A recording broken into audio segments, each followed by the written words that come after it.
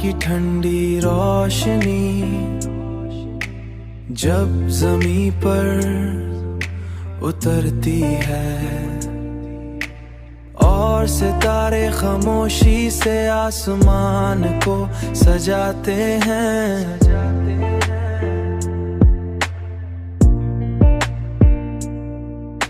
तो दिल के अंदर एक गहरी बेकरारी जाग उठती है।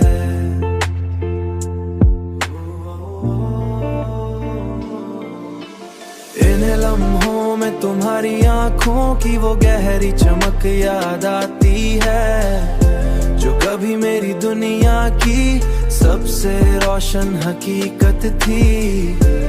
मैंने बहुत चाहा किसी याद को दिल से मिटा दूं, मगर मोहब्बत की यादें शायद कभी खत्म नहीं होते। मोहब्बत की यादें शायद कभी खत्म नहीं होते, बल्कि वक्त के साथ और भी गहरी हो जाती हैं।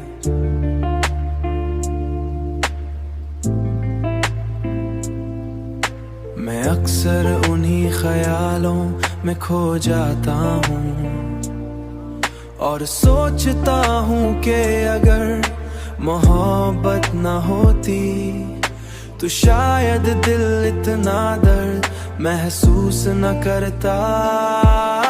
मगर फिर यही ख्याल आता है कि अगर मोहब्बत न होती तो जिंदगी में वो खूबसूरती भी न होती जो तुम्हारी मुझको ने मुझे दी थी।